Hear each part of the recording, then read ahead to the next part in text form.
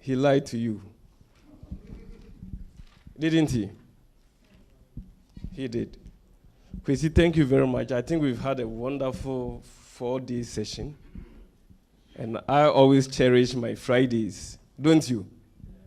Yes. And these reviews should have come after my presentation. Now, when you started reviewing, what came to mind was that I should just pick my books and leave. But I looked around and I realized that I didn't even bring a book, so I had to stay. But I believe that somebody said this is the first edition. So I said to myself, this is the King James Version. So we are moving to the revised standard version later on, isn't it? Yes. And then the issues about participation by everybody. And somebody says some of the programs or the topics were repetitive. Well, I'm afraid I may have to repeat a little more, especially for the benefit of those who are coming for the first time. But I promise you, because of what I've heard, I will not even stay longer on some of the topics. We have here university students and industry partnerships. I may vary the topic a little, just to make way for time. But I believe all of us are going to talk. I ran the Leadership Skills Development Workshop for the AAU, and I've done that for the past, since 2001. Unfortunately, our constituents have been vice chancellors and what have you. So today is my first time of dealing with students. And I have tried to narrow it down to the level of students. Myself, I'm a student. I looked in the mirror today and I realized that my hair was growing gray. So quickly I did the needful. So now I'm like you. Don't I look like you? Yes. So there's no gray here. Maybe you see it in the beard. Now let's go. Since we said we should all participate and everybody needs to talk, let's see my first slide. We're going to do some creative exercises. How many universities are here? 4. Do we have PhD students here? We have PhD students. PhD. Pull him down. We don't. All right. We have some master students. Great.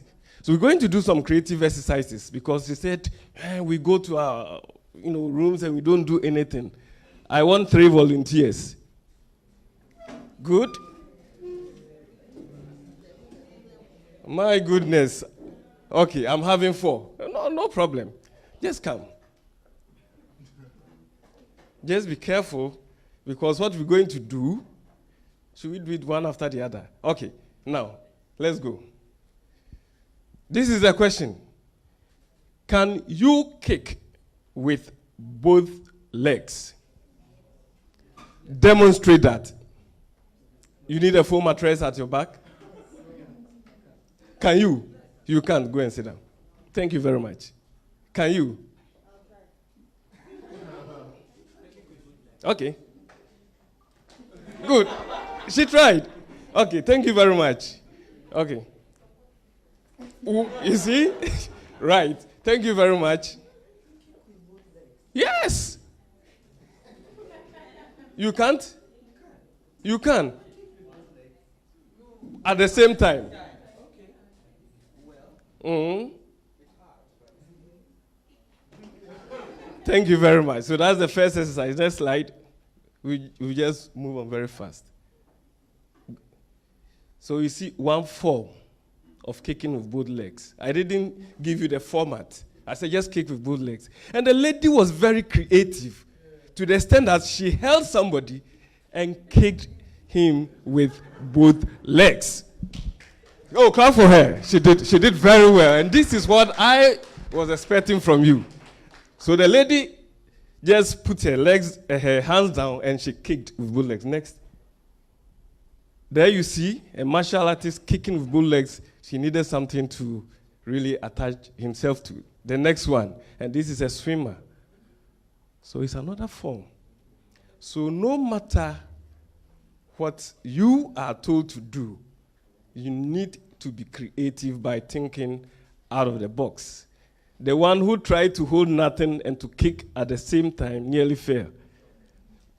Next. The next one is creativity. We are going to sing.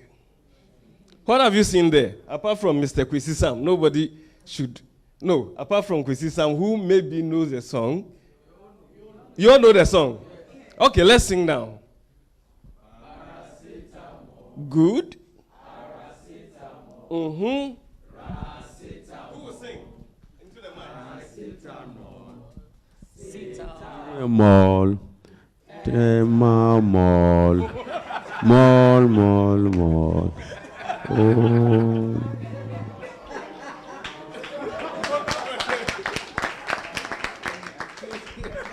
This is the sweetest voice ever.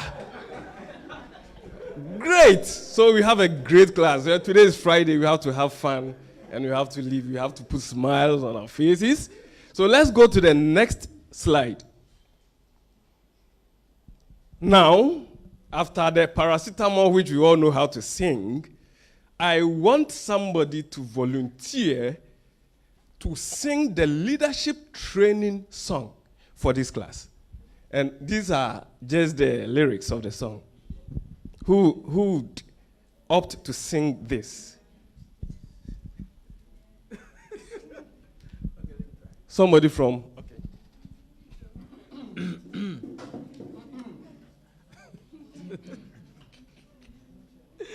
Wow.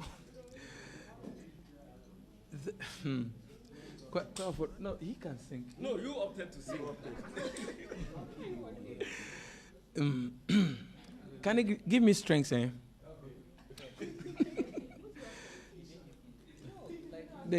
Yeah, I'm making the song myself. There are no teachers. There are no students. We are all learning to learn better. There are no teachers. There are no students.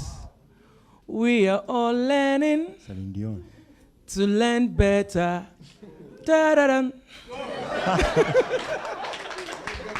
Oh, I love that. Oh, clap for you. Give her another round of... Who else would challenge such a sweet voice?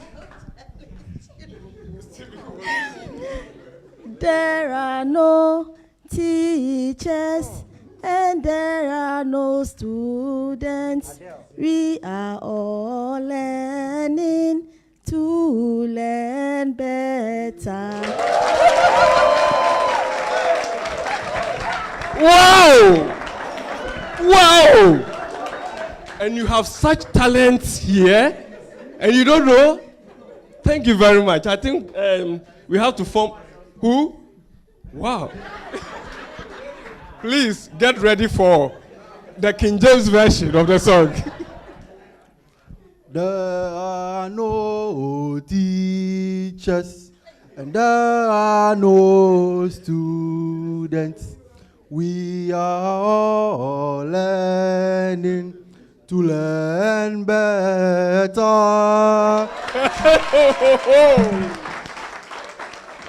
Wonderful.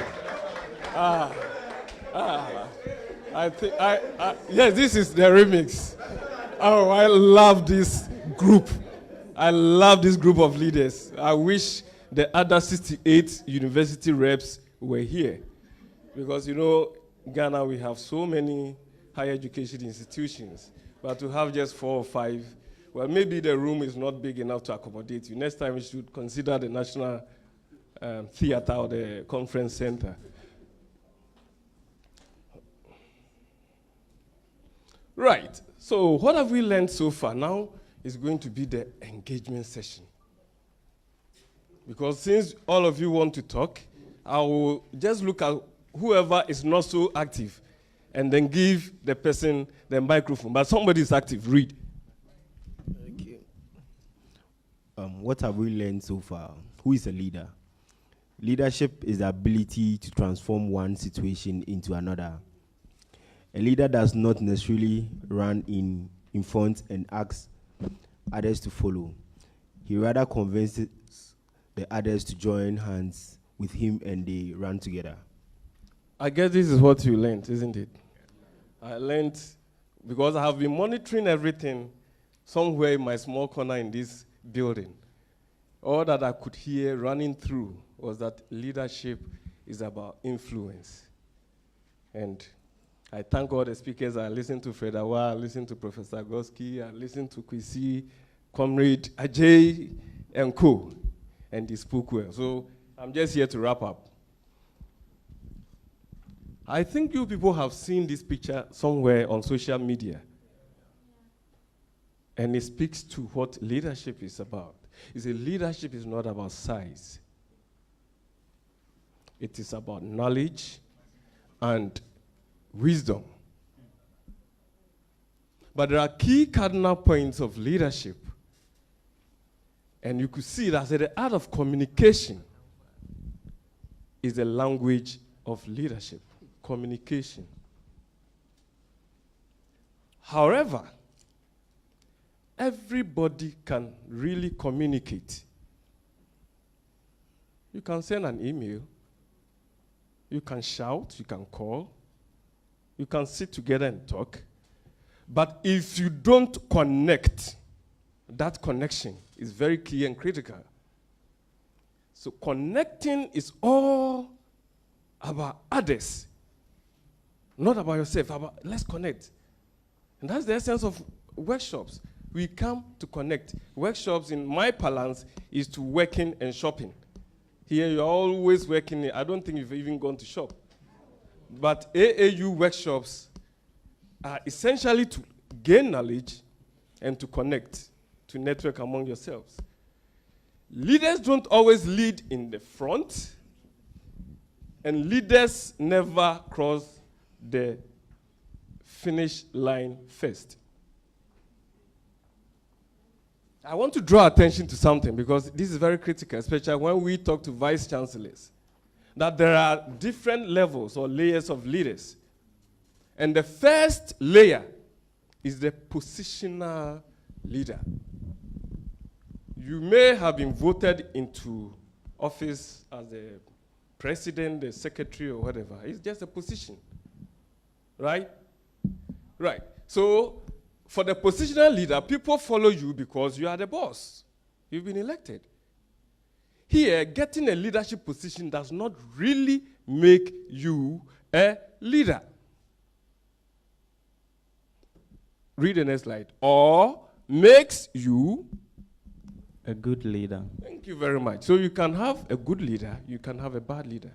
Can you give me an example of a good leader? It's not about the students. Any good leader in Africa?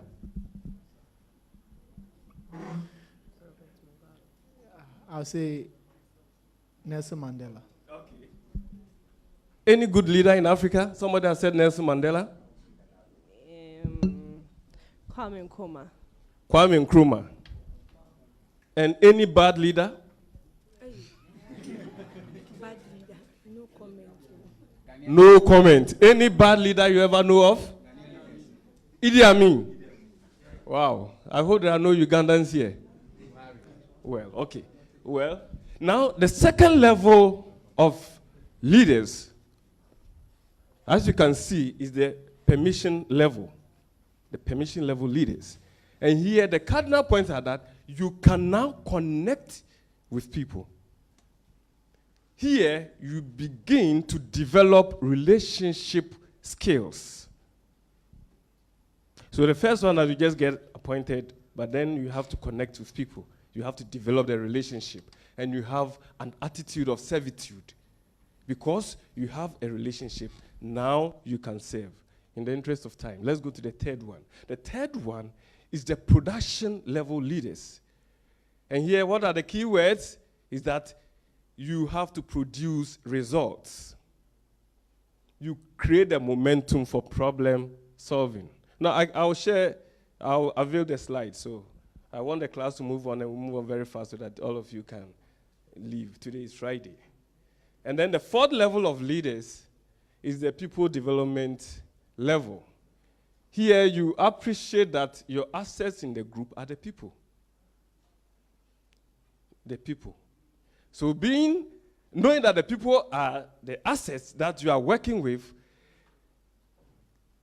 you have to discover the assets in them as well. First, you discover your potential. You need to also discover the potentials in the people that you lead. Then you can achieve the corporate goals. So this is just a wrap-up of what you have learned about leadership. I just wanted to top up with this. There are several other things that I have that I wish I could share with you, but those ones are branded and they are for sale. Now let's look at, the geese. I don't know whether they are the billy, but the billy. Those birds that fly in a V shape. We're going to look at some leadership lessons from the geese. So these are the geese, right? When they fly, you always see one leading and then others following. But you could see from, I hope everybody's seeing, there is one that is leading. Then we have a goose, another leader, a sick goose, etc., etc. Now these are the lessons that we should learn from the geese. The first one, and I want a lady to read, since you say you want it to be more engaging.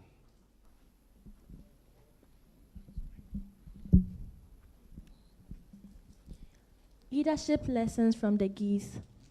Do you know why the geese fly in a V formation? Because the whole flock adds 71% greater range flying than if each bird flew alone. Lesson. People who share a common direction and sense of community can get where they are going quicker and easier. Work as a team gives us individual advantage. Thank you very much. Who doesn't understand? So that somebody can explain. We all do. Okay, the second one. We asked the goose to fall out of the formation. It suddenly feels the drag and resistance of flying alone. It quickly moves back into formation. What happened? Why? Lesson. We are willing to accept and give help to others. We need the team to catch up our objectives. Okay. I'll share the slide, so let me move on. Give it to your next colleague. Leadership lessons from the geese. The lead goose tires. It rotates back into the formation and another goose flies to the head position. Lesson. Sometimes it is necessary to take turns during the hard task and sharing leadership. As the geese, people are independent on each other's skills, abilities, capacity, and talents. We are a team. Why should we carry all the weight on one's shoulder? Simply meaning that you can't do all. You need to fall on others. Okay, the fourth one. The goose honk to keep up the speed. Honking is motivating to the rest of the team. Lesson. Every team needs a positive attitude to be motivated. To be motivated. Okay. Because of time.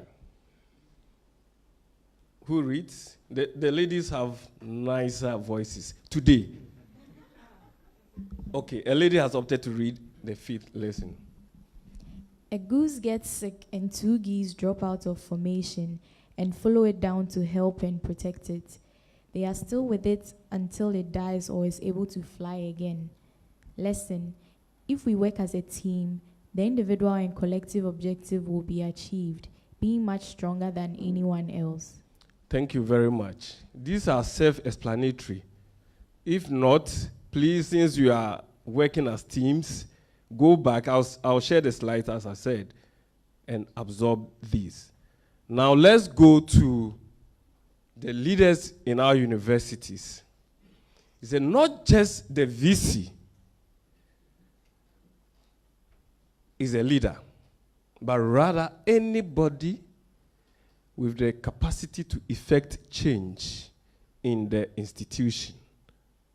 which you all know about, because they are the executive leaders for the university. But at our level, there are non-executive leaders. And this could be the chair of the university council or any other person who is not holding an executive position. Or the leaders could even be from outside the university setting. And this could come from the minister of education, the head of the accreditation council. It could even be your parent, non-governmental organization. These could all be leaders, because if they have the capacity and ability to effect change in that university, if civil society says, no, we are not paying academic user facility fees, they have influenced a policy in the university, so they become leaders for that particular policy. Enough about leadership. Just to, wrap up what has been done in the past 4 days. Now let's look at the higher education outlook. We're getting now to the topic itself. It says education, the essence of education, focuses on 3 aspects. That's the head, the heart, and the hand. It makes you a whole person. And it's there. The head, that's where we chew all the theories. CPP, is it CPPF, right? You know the acronym CPPF? Chew, pour, pass, and forget. Then we have the hands. That's the practical aspect. And these are what most of us, when we enter the universities, we lack. The practical aspect of it. And then we have the heart, the soft skills that need to be developed so that when you go out there into the world of work, you can be easily assimilated in that profession or that organization that you are working in. Most often, our higher education institutions will just focus on the head, but quality education provides the learner with capabilities required to become economically productive and then to be of influence to society. Now let's look at our 21st century and why we even need to link with industry. Somebody should read. So we live in a knowledge economy. Do you know about the Industrial Revolution? You know about it. The first industrial revolution used what? Water and steam to stimulate production. And then the second industrial revolution used what? Electricity. Then came the third one that used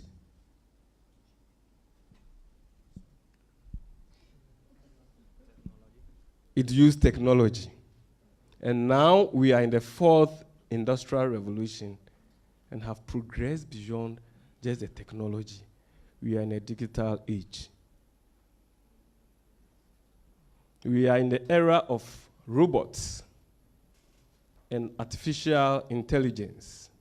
And this is going to challenge the way we get employed when we leave our universities.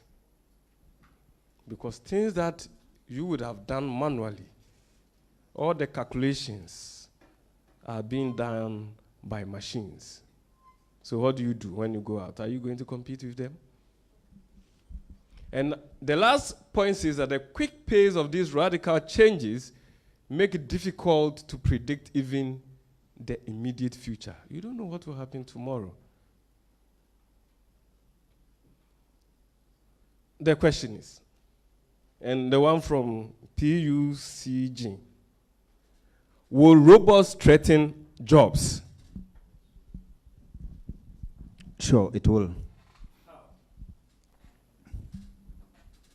Because first, we used to know banks that use manual books, log books, and those stuff. Now everything is about computer, and one person can do more than 10 people's job.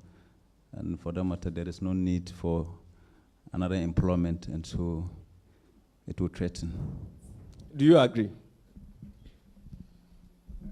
I agree perfectly, because I want to use the banking sector, whereby we are trying to integrate the mobile money system into the banking. You realize that now people feel comfortable just being in the house to deposit whatever they want to do.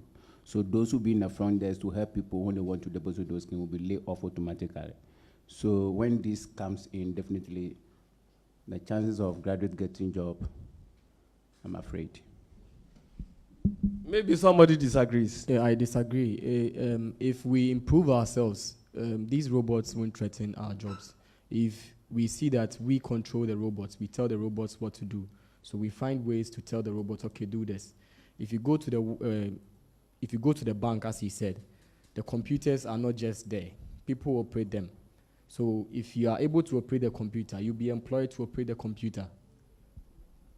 Should I move on? Okay. Well, I'm not slacking the class. I'm a bit disturbed about the explanation, but I want to also put on record that we are not talking about there will not be any job at all, but we are also looking at the quantity, the number that will get a job. For example, when, let's say, we are getting 2,000 people graduating in a particular year, and only, let's say, 500 people are being used to perform a job for 2,000 people. That's what we are talking about, not the fact that there will not be any job at all. Okay. That was what you wanted to. Okay.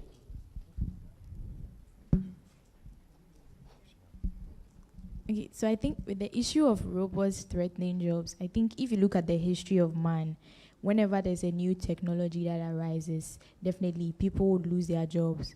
When electricity started, people who were producing coal and whatever also lost their jobs. When we found petrol and diesel, kerosene and other people, those people lost their jobs. But I think the thing with human beings is we always have a way of adapting to technology that arises. So the same way when computers were introduced, people thought that was the end of man. But then now people are rather creating jobs for themselves out of like operation of computers. The same way man is able to adapt whenever any new technology arises. This lady is a historian. Okay. Last one. Exactly what you wanted to see. Well, so the question is then, is Ghana's educational system equipped to churn out graduates to face this 21st century? No, you are in there. Who hasn't spoken? Not you. Is our educational system equipped to churn out graduates to stay relevant in this 21st century? No, speak to the mic. Not really, because from the way we train our students, I think it's still the colonial way. When they came to teach us, it has been that, just that there have been some few reforms. But the situations here are kind of different from the situations from where we picked our methods of teaching. So in this current situation, or in this current dispensation, I think it doesn't really help. Okay, let's look at some Ghana educational statistics. This is a year-on-year records. First, there are about 700,000 pupils who get enrolled annually in Ghana. Out of this, about half of them manage to get into secondary level education. And then, about 65 to 90,000 of them manage to get enrolled in our tertiary institutions. Out of these, just a little lesser would graduate. And then every year, Ghana churns out 70,000 graduates who seek jobs after the national service, and the national service is ending this month.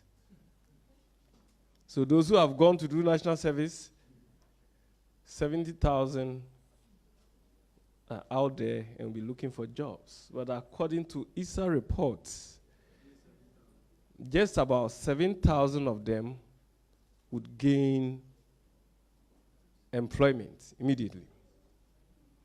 And so we have a backlog of how many? 70 minus 7, about 60 to 63,000 who will be out there. And so the question is, as our former vice chancellors keep saying, did you just pass through the university, or did the university pass through you?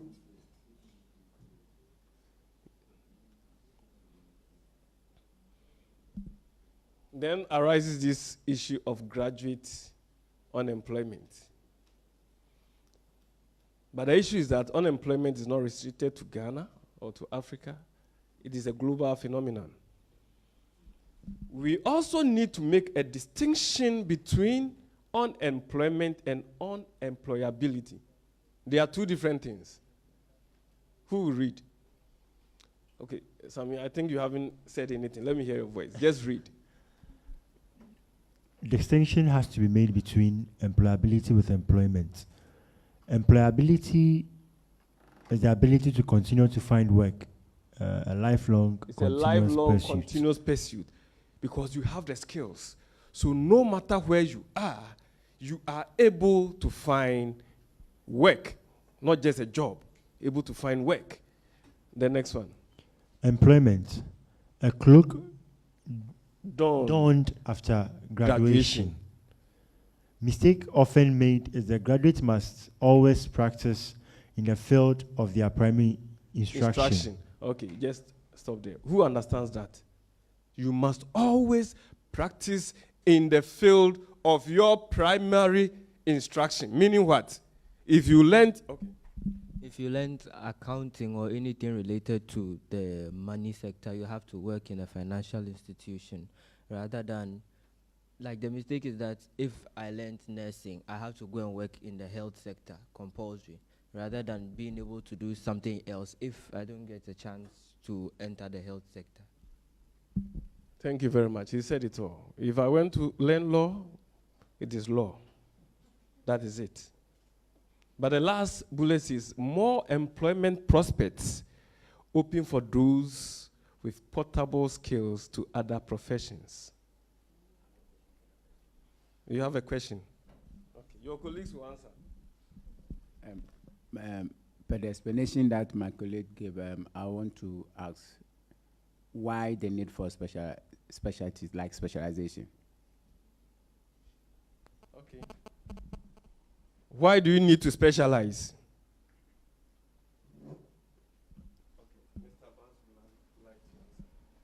In order to have certain particular set of skills, that is why you need to be a specialist in certain angle.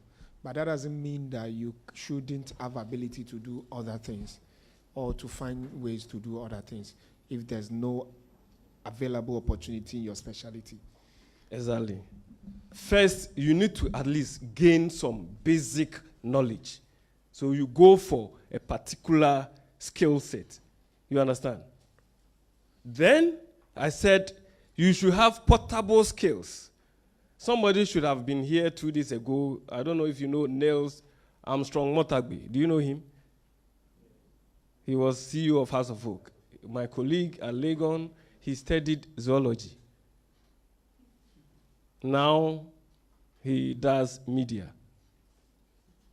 After zoology, he did marketing. FIFA engaged him as a FIFA consultant. And, and he is all over the place, all over the world. But he still has the zoology skills. What I learned at the first degree, economics and political science, I should have been a politician. Kwaku Anyido, who was my mate, but I'm not a politician. I'm not an economist. Now I train. And I don't train school kids, I train vice chancellors. You see? And when I organize a workshop and the vice chancellor see my name, professor, but I'm not a professor. So how do we proceed?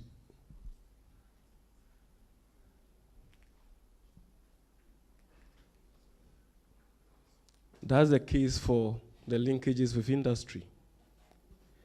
It is just one out of several avenues. But I'm told to focus on industry, so that's why I'm here. Universities have always been the ivory towers that we all know. The academic gown is always stationed somewhere. But we keep saying that let the gown go to town. Let university have an influence and impact in the community. And that is the third core mandate of universities. Apart from the teaching and learning, there is community engagement. Our academic programs, as you might have said, may be too narrow and too theoretical. Just like you said that the lectures have been too theoretical, there were no hands-on. That is what pertains even in our higher education institutions. And so we need a strong partnership with all our stakeholders. Very strong. And sometimes when you say partnerships, everybody just thinks about industry, forgetting that external partners could also be the alumni associations. It could be civil societies. It could be the professional networks. It could be parents. It could be government. It could be development partners. Or it could be a network of leaders in our universities. Now, when we also talk about industry, this has been the primary focus, the industry. Then the mindset is on the manufacturing sector or the high-tech industries, which we actually don't have. Industries, we have 4 categories. As you can see, we have the primary, the secondary, we have the tertiary, and then we have the quaternary institutions. The 4th one are those responsible for research and development. These are what we don't have in Ghana. All the major industries do their R&D outside because we have they have parent industries in the Western world who will do the research there, and then just bring the results here. We don't have R&D here.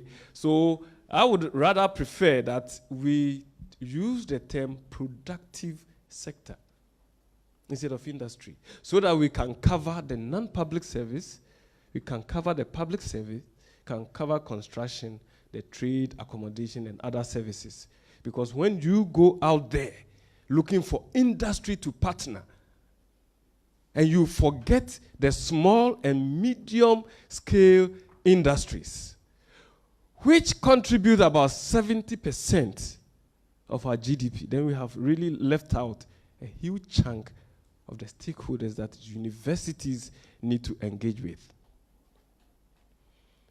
This is a survey that was looking at the skills and capacities of graduates that employers need. And you could see the portable skills that we said, the soft skills, included communication skills, your ability to communicate well, your ability to build a team spirit, your ability to have confidence, to speak with boldness, your literacy skills, your numeracy skills, your analytical skills. These were all ranked. And look at the second one. Just like unto it, as the good old book says. And it is just like unto it. But look at where they placed, gentlemen, your area of specialization. And I have highlighted that. Your technical knowledge related to the job. That is what you trained. But in this 21st competitive world, 21st century competitive world, employers are looking for somebody beyond what you have learned and have gained your first class. I need you to market what we are doing, whether it's a product or a service. So I'll be looking for your communication skills, your decision-making skills, how you can work as a team and not always go and lord, your ability to plan and organize yourselves. So you go to interview and you think you have done, accounting. So you go and chew all the terminologies. And if you put me there to interview you, I have not done accounting. Even the way you come and greet, your dressing. Shakespeare said is that the apparel oft proclaims the man. The way you even dress or express yourself will proclaim who you are. So you may even fail before you've been asked the first question. Universities, as a matter of necessity, should let every student who passes through it to go out for internship. Very critical, so that you can build these soft skills. So if your university does not take you out for internship, that is why you are leaders. That is why you can influence. So go back there and influence policy. There are some programs which, of necessity, would require students to go on internship, the medical fields, engineering. But what about somebody who did history? Or English? Or something? It should be a policy in the university that you are not just going because you have to go. You are going to build skills. And these skills could be teaching skills, could be talking skills, could be whatever skills, analytical skills. It is only in Ghana and a few African countries that when a first degree art student completes, he cannot do a program in the sciences. Because the first degree just gives you the base. You understand? It gives you the knowledge. And then, having gained that, you just look at the requirement. Sometimes, because you may not have maybe a science skill, you may need to do an additional, course just to bring you to level and then pursue another profession. But here, when you do science, yes, you can go and do arts. But when you do arts, that's all. Policies need to change. And you are the change makers. In some institutions, this is a survey that I did some 3 years ago. You go to Nigeria, every student will have to do an internship before he completes. So I picked Ahmadu Bello University, and it says it is mandatory for students in their penultimate year of study. That's the last year, and it's 4 years. So third year, every student have to go out between 3 to 6 months to learn something before you come and complete. Likewise, you picked Regent University here in Accra. It's mandatory for all levels, whether you are doing a certificate or you are doing a PhD, to fulfill at least 2 months of internship. So the period of internship varies. But then you go to some other institutions, some programs is 0. Maybe because of the numbers, or maybe because of policies. So the emphasis is that please don't let us focus only on industry, because when you say go and do internship, you're always thinking about, I'm going to AAU to do my internship. You don't even know what AAU does. You come here and you'll be picking files. I'm going to Unilever. I'm going to Valco. What about the one at Kokompe? No, engineering students. What about the person at Kokompe? What about the Makola woman or the family-based, business that needs your accounting skills to improve? We forget about them. You don't know that when you go to these SMEs, you are not only building their capacity, you are also building your capacity, by learning firsthand what pertains in that particular field or industry that you are in. So let us not forget that industry in our context covers every productive sector. at the Makerere University, they have a Ugandan Gatsby Trust, which funds students, the engineering students, to go on internship, and the students go and they learn, and the lecturers who supervise also learn to help them improve their curriculum. You want to speak? Who wants to speak? You can stop me at any point. I'm being theoretical because that is what you people said, that it has been theoretical. So let's continue with the status quo. I'm going to make a case for one thing that is very, very dear to my heart. Even we as leaders, as we go out, we become counselors to the people we lead, especially the young ones in our secondary and primary institutions. And that is on technical and vocational education and training. I want this gentleman in blue check just to read the very first bullet. No, you. Okay. Natural resources have no natural owners. Real owners are those who have the skills to exploit them. Ghana, like many countries, needs these talents, skills, and technology. Thank you very much. We have gold, timber, whatever. They are our natural resources. But we as Ghanaians are not the natural owners. Who are the owners?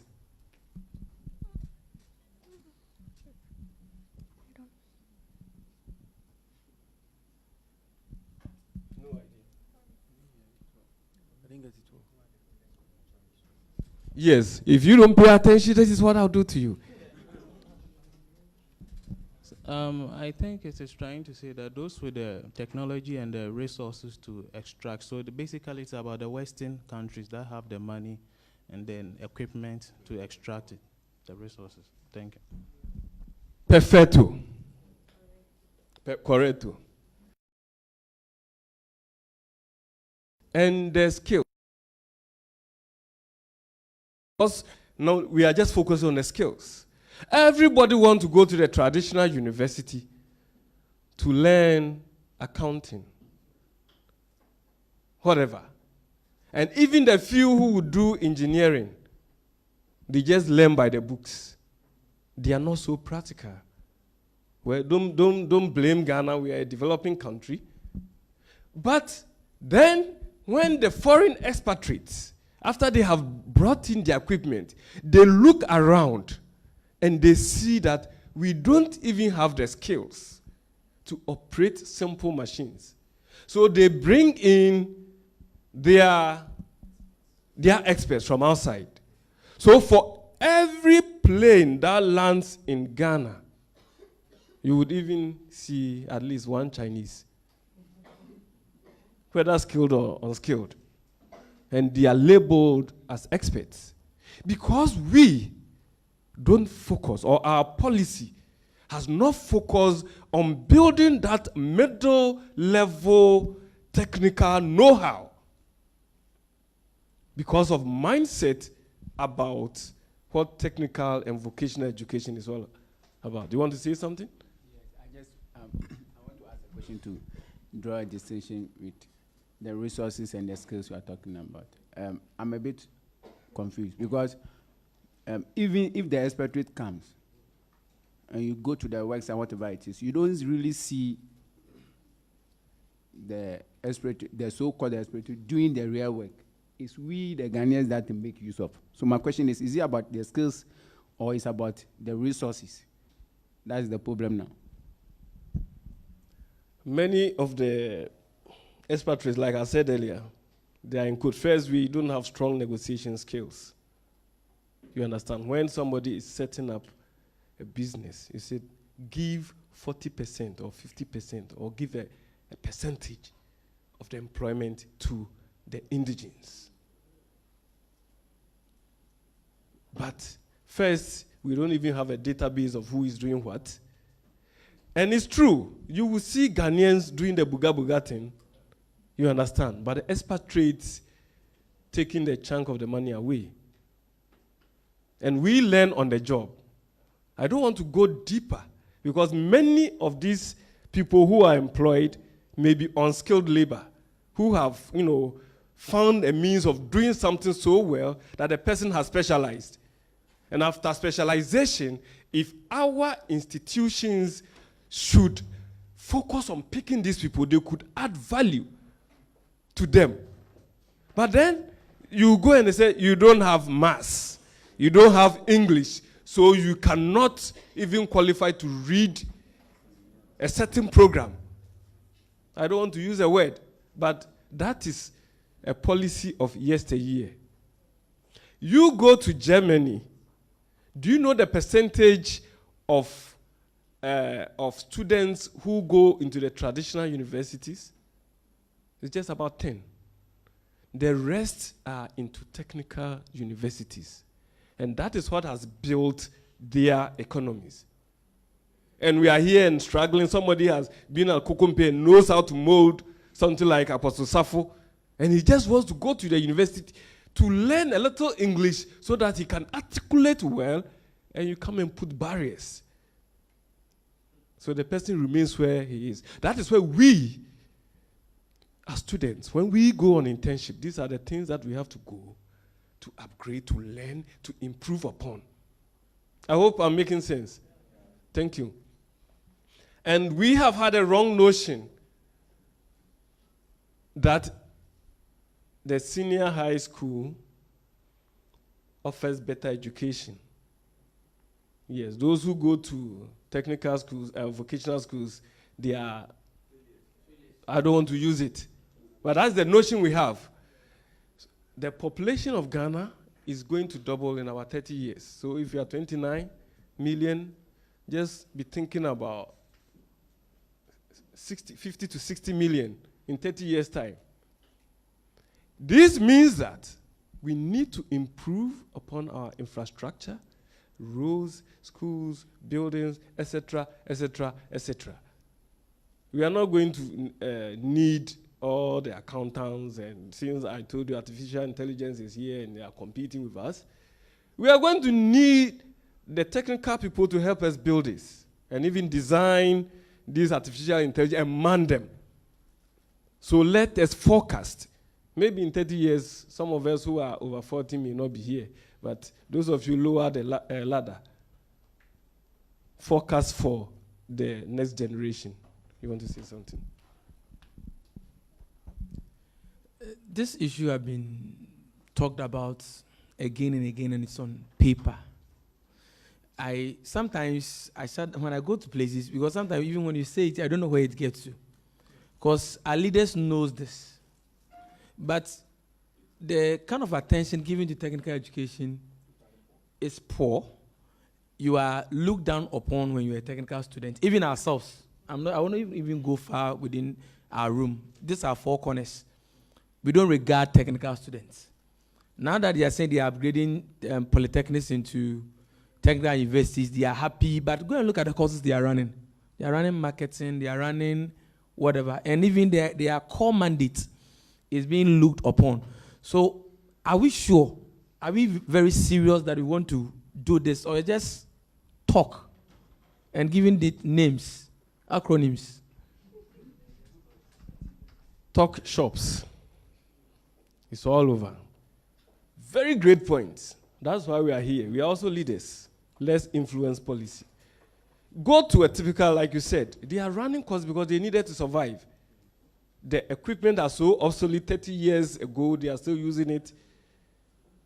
And government is not funding. So they need to generate IGFs. You understand? So they have to bring in these professional courses so that at least students pay and then the students go out and, they bring in some money. But a serious, government would not only talk, but walk the talk. Too much emphasis on them. In 2014, there were about 425,000 students who graduated, candidates, but only 4% went to technical universities. That is the case. And we are all looking for white-collar jobs. And according to the ISA statistics, of the 70,000 who are churned out, it may take up to 10 years for a large number of white-collar jobs to be secured by us. So we stay home and we say we are unemployed. We are not just unemployed, we are unemployable.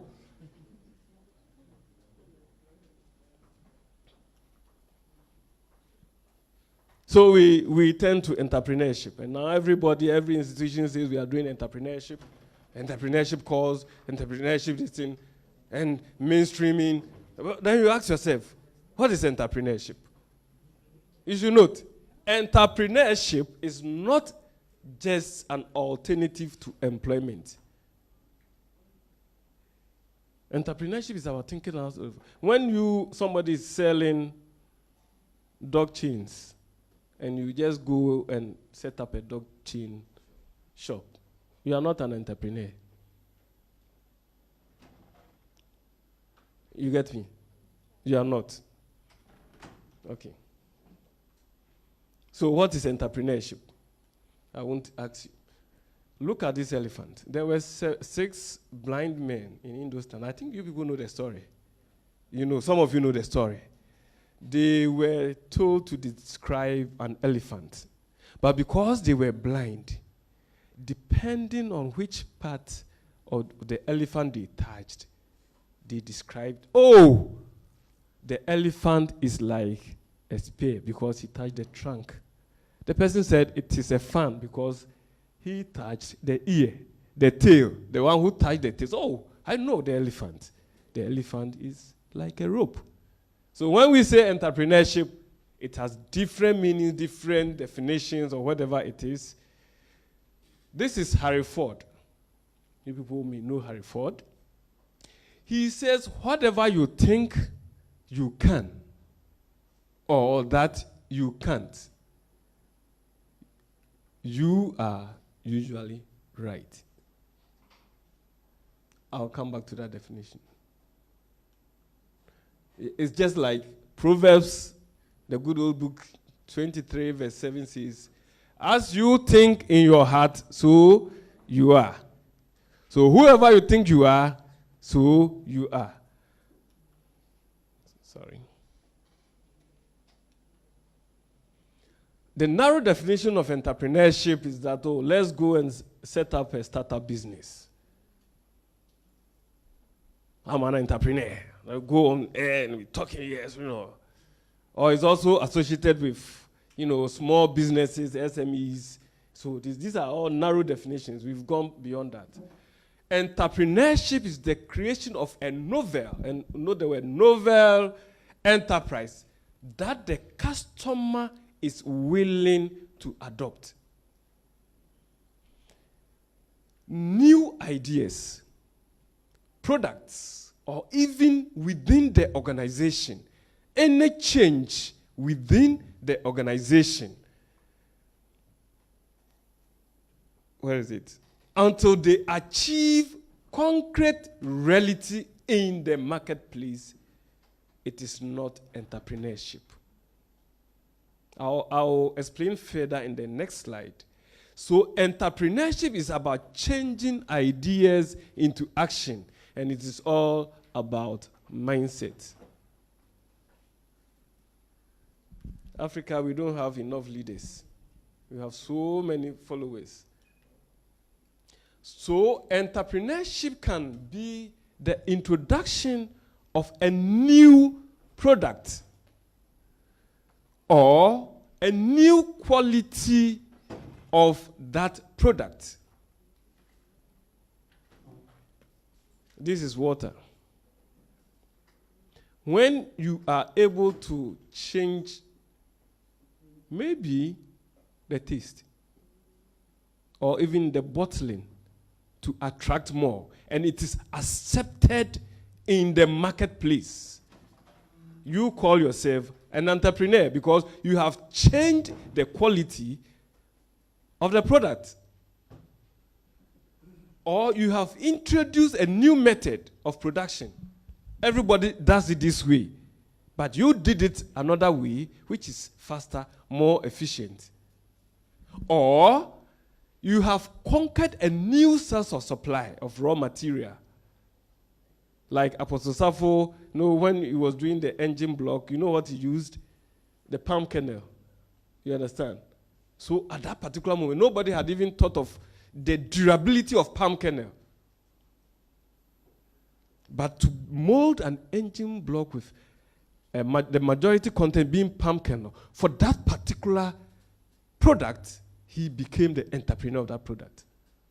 And in as far as we in higher education, and take this as a take-home assignment, in as far as there are problems in society, it is our mandate to solve that problem.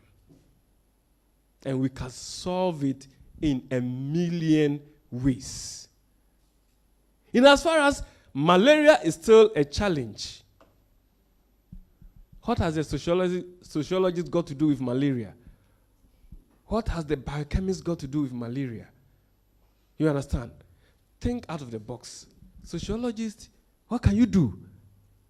I don't want to prolong the class, but you can do something. It could be education. It could be a study. It could be that people staying by the water, how do you call it? Flood-prone zone have not even dug gutters or, whatever. And then every time it rains, and the rainwater gets choked, and you are still having repetitive malaria, and you are giving job to the pharmaceutical industries because, as for them, they will produce the drugs. When a simple solution, good city planning, would have solved it. It's a perennial problem. So it is for an entrepreneur, all of us are entrepreneurs in the making, to just think a little bit out of the box, and we are there, and it becomes a business for us. Or the reorganization of an industry, let's go on. This man, Thomas Edison, who is credited for bringing so many inventions, the greatest American inventor, has said that, I have not failed. When you start something and it does not go well, don't say you have failed. He says, I have not failed, but I've found 10,000 ways that won't work. There is nothing like failure to a university graduate. No. You don't fail. The university passes through you. I said you don't pass through the university. And there is a kiddie reading that says, try again at first if you don't succeed. He says that, I found that there are 10,000 ways that it won't work. There may be a 10,001, the 11th way that it will work. Go on. Chief. Please stop me. I will stop in the next few minutes. Our universities are to make us think and creatively and come up with things. But we have lecturers who want you to produce definitions as they have stated in their books. And anything apart from that, you are wrong. So what are they training us for? We just chew, pass, and forget. So we do this every day, and you come out, and it's as if the book you read last semester is like, Charlie, it's gone. You don't remember anything in it. So what kind of training are they actually giving us, the students? Because you want me to produce, I remember when there was one course, this man has produced, and he'll tell you, after that, say, he'll just a definition according to AMPA. Okay, and you must state it the way it is. Define it word by word. At the end of the day, what are you are training me to be a robot, not to think. Exactly. Well, And I've been given just 10 minutes to wrap up, and this is just midway of my presentation. So, okay, please, madam, ask. Champa are you talking about? Sorry. Not you. You don't know. Maybe all Lampesa. So the question is that, are entrepreneurs born or they are made? It could be they are born or they are made. Yes, you can be born. You may have the natural entrepreneurial skills, but you need to be mentored. You need to learn some skills. So a successful entrepreneur, you may be born, but you must have these 3 skills. You must have your key personal attributes. That's the one that you are born. You can have the charisma. You must have the mindset. But then also you must have the managerial competencies. And likewise, good technical skills. I have 10 minutes. Let's go. Now, the reason why I asked whether there are PhDs, those of you who are doing research, this is where you have to make money and link with industry. As a researcher, you must know first in your literature review, you have the knowledge that might be critical to your research. So the master's students who are doing research, you must know that, and you must familiarize yourself with the intellectual property of what you are researching on. Because that is where, beyond that, you are going to add value to the base. Then you have spotted the gaps. I'm researching on bottled water. You understand? Somebody has a patent on all aspects of it. But you realize that my fingers are too small, they don't wrap up. So anytime I hold this, I can't hold it, fully. So you, as a researcher, having identified the gap that the bottle was made for only big-handed people, just like the university single seats, they are only made for the right-handed people, and left-handed people like myself, you always have to turn. Entrepreneur or the researcher then improves that I can make this smaller by, making the middle a bit narrower. And having done that, you look for collaborators from industry. You understand? Now, let me help you because you produce this. My research tells me that not everybody can hold it. Give me the research funding. Give me the internship opportunity. I will come and help you to mold this or design something that would then meet a larger market. That is you, the researcher. And look at something in our universities. How many of us, where are the tech people here? Tech. Do you know the number of patents that tech has? That is a university of science and technology. So how many patents do you have as an institution or as an individual researcher? Forget about the problems that you go in. You realize that African universities, 000, researchers, 000. We have the ideas, we conceptualize ideas, we go and do that. We have research, we go into research, and then we discover. The essence of research is that the thing is there is a search, but you are going back to search for it. That is why it is research. And discover, the thing has been covered, so you remove the cover, and that is discover. Having discovered, you have to innovate. I want to hold it fully. And having held it fully, you commercialize. But in our universities, after the ideas have been generated and after we've done the research and we have discovered, because somebody gave you money to do it, or perhaps, or because of time to submit a report, then you end up at innovation. You stop. So you don't even innovate to commercialize. Very sad. Hence, our universities cannot even patent. They don't encourage individuals to patent. There are so many challenges. So how do you link up? So my exercise. In 5 minutes, reflect on how, as a student leader, you encourage, facilitate, and support training of students towards their employability. I won't let you do it here. I've been signaled that time is up. And then what are the likely roadblocks? I wish you could do this so that we will share. And how do you expect to overcome them? Share your ideas with your colleagues sitting on your right hand. How I wish we could do this. Now, I need 3 volunteers for our take-home message. 3 volunteers. I've spoken a lot, and you say you want it to be participatory. Wow. You see? Oh, clap for them. Oh, there should be gender balance. Okay, 3, come. Good, good. No, come. Oh, you've checking out. No, come and join them. Okay, just look on the screen, your take-home message. Now, let's rebrand our training song. So the volunteers are going to sing, and you are going to mark. Okay, so the one to our far left, you start first.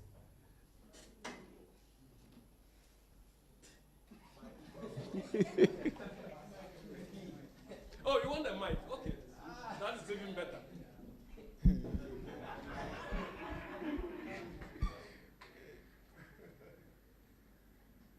There have been no teachers, and there have been no.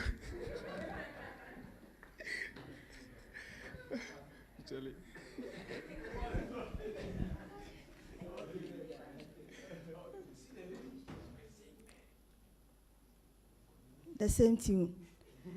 There have been no teachers, and there have been no students. We have all learned to learn better. Copyright. There have been no teachers, and there've been no students. We have all learned to learn better.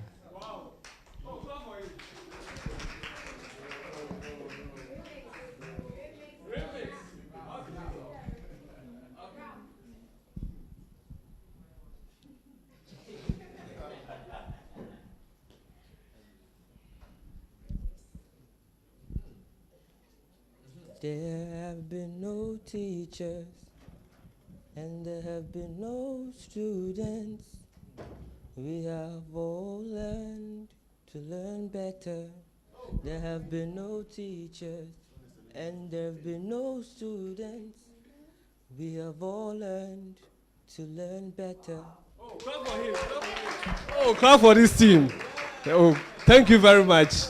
Thank you. I'm so grateful.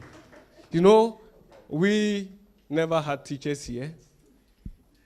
We have all been teachers, we have all been students, and we have at least learned something little to learn better. So at this point, let's call it a day for me and for you. And I'm very grateful to Mr. Kwesi Sam for giving me the opportunity to share the little that I can. I have a catalog of issues on leadership, entrepreneurship, linkages with industry, internship, but I try to collapse everything in 1 hour.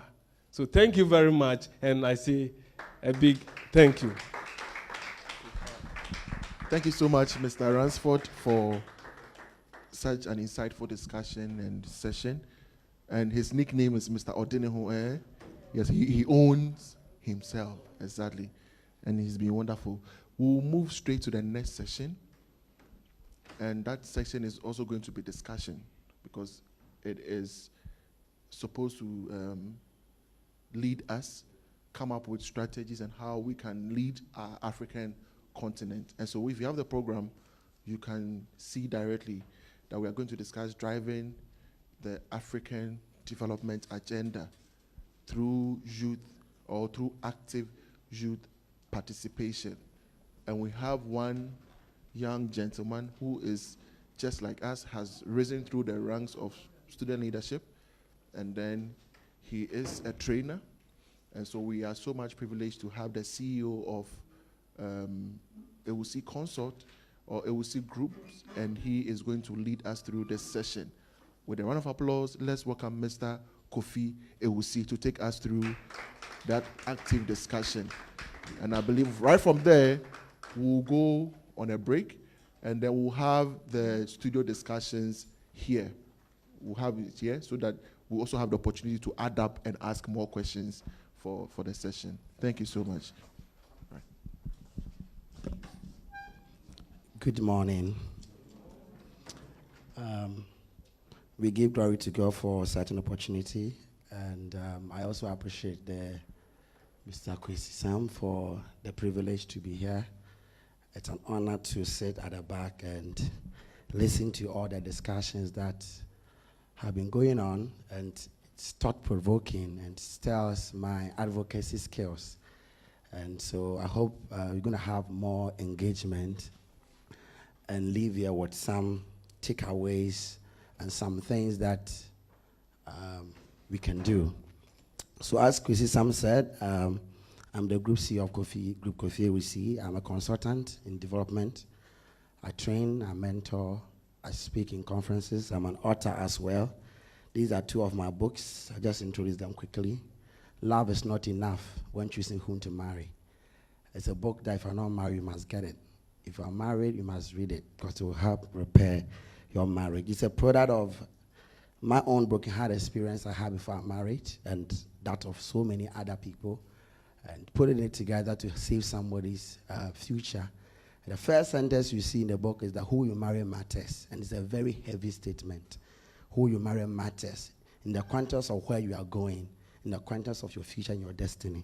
The second one is Saving Our Pearls of the Future, which is basically a development-oriented book, a human rights-based book. If you want to get involved in things like child protection, child rights, and this kind of stuff, this book will help you. In the next couple of weeks, I have 6 more books coming, so you continue to follow me. Before I end, I will show you where to follow me to get those books, which will bless your life. Now, let me go straight to, okay, I think they are fixing the presentation. But as we are waiting to get a presentation, I want to pick from what Ransford said. I made a note, and that is very, very significant. He said, policies has to change, and you are the change makers. That's exactly why I'm here. From all that I'm hearing, we are all kind of frustrated about the systems that operate in terms of the relationship between academia and industry, the disconnect between school and the job market. But the interesting thing is that Ghana as a country is being regulated by laws, by policies, by treaties and conventions. And so if something is not backed by a law or an act, it becomes a bit difficult to implement it. I was just discovering about my manager that whatever that we do, university will not be able to teach us all that we need to fit in the job market. If not, it will take 10 years to finish a degree. And even in that, universities from the word universal. So they are teaching in a way they can work in the UK, can work in Canada. So they are not going to teach you what specific country, industry, sector specific skills that you need to fit in. So there was always going to be another option, which we'll discuss a few before we go. But even that, somebody somewhere has to rise up and push for a change for that to happen. And that is where I was just sitting and it just occurred to me that, look at it. You normally say youth unemployment. Why not children unemployment? And why not adult unemployment? So it's youth then. So if you want that change, the youth must rise up and change it. So let me just move straight to my presentation. Now I'm looking at driving Africa's development agenda through active youth participation. And so I'm going to make time. Thank you for pulling that there. Now I'm happy to start discussions then. I'm going to look at a few concepts, and it's going to be discussed by us. What is youth development, and who are the youth, and what is the African development agenda in the first place, and how do we train ourselves to really engage in the process? So let's do some quick discussion. What is development? Let's spend some 5 minutes to really discuss this. What is development? If I can have another microphone that can move around, I'll be grateful. Okay, thank you, sir. So what is development? Yes, please. Here, okay. In your understanding, you don't need a long dictionary definition. Yeah, per my understanding, development just briefly talk about changing from one form to another, or maybe one stage to another. Change from one form to another. So the key word here is change and form. Thank you. Yes, our brother. Okay. To me, development means improvement of life. Improvement and life. Okay, so those are the key words. I will also say it's improvement upon already existing systems or policies. Okay, so that is also come back to improvement. And then within that is innovation, because once something is in existence and you are making improvement, it's innovation. Thank you. Yes. What is development? I want us to feel free and talk. So we're still talking about a change, so a change in a situation. Change. Keyword. Okay. Yes, one at the back. I also say a progress in any situation or circumstances. Progress. So development is also about progress. Growth. Growth. Okay. Any more? Any more? I didn't seem to hear from our agenda. I'm actually a gender person. My first degree, I specialize in gender and microfinance. So, though I'm a man, but quite a gender person. I want to hear the voices of our wonderful women among us. What's development in your perspective? Yes. It's about making situations better, transforming it. Better. Transformation. Making things better. It's about making success. Making success. Yeah. Okay. Yes, one more. You want to add up? Yes, back. Hello. So I can say enlargement. Enlargement. Now, before we go to the next round, can we learn something from this? The learning is that we always say we want to see Ghana developed. Ghana should become a better country. Africa should change. That we don't even have a consensus on what development should be. That's one. What is development to you will not be developed for another. So that we talk about subjectivity and objectivity, in terms of development. So all of us as people have different understanding of what development is. So somebody wants road, another person wants a chip compound, another person wants a job. Yet another one wants to have the budget that's going to be read, and the allegation or these issues of VAT going up and all that. I'm a businessman, it should come down. That's what somebody wants. Someone will wake up in the morning and all that he wants is that just enough to take care of myself and my kids. So development from this is kind of, we could say it's a multifaceted, multi-dimensional. It's not one strict jacket thing that it just happens. It's multi-dimensional. Someone is talking about change. Someone is saying lives. Someone is saying situations. Someone is saying transformation. Somebody is saying enlargement. Another person is saying progress. Somebody is saying growth. These are all correct. But how do you put all of them together? Now, another follow-up question. What would be your wish for Ghana in the next 10 years? What change, what growth, what transformation that you want to see in Ghana? Let's start from Ghana before I go to African scale in the next 10 years. Yes, I wish everyone would talk on this one. Okay. Yes. To consume what we produce. Okay, we should produce and consume. Yes, please. Okay. Yeah, better railway system.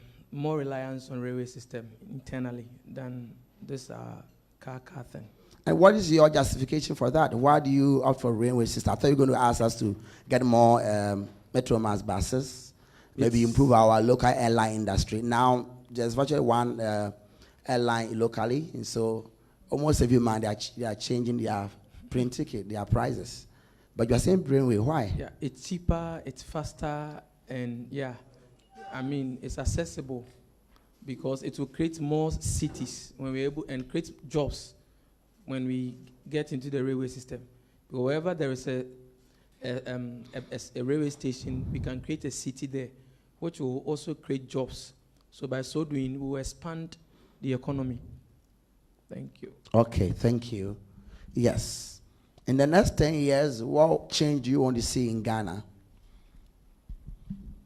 I want to see more leadership. Okay. And not just in Ghana, in Africa, and also mentoring more leaders. You know, in Africa or in Ghana, we don't have more leaders. And when we talk about this, I also want to factor in women. I want to see the next 10 years a woman becoming a president in Ghana. Thank you. Okay. So she's raised an issue of leadership and then also gender issues. That's her wish. Do we really think that there are no leaders in Ghana? Okay, question mark. We'll come there later. Yes, I think your brother, your hand was up. Okay, someone here before. Thank yes. you very much. I wish in the next 10 years, we always complain about there's no job. In the next 10 years, I wish government would do something about it. Because if you have something doing, and then you can take care of your family, I don't think you have this malaria outbreak and all these diseases all over. So I think job creation should be more in the next 10 years. Okay, she's envisaging job creation. Okay, our brother has been out for a long time. From here, maybe let's do her. Yes. In the next 10 years, I want to see Ghana take charge of its natural resources and be able to process them before we export. Okay, so you want us to move from just being exporting raw materials to we having an industry-based economy where we process those materials into finished products, and then join to what our brother said, that we consume some of the things locally so that we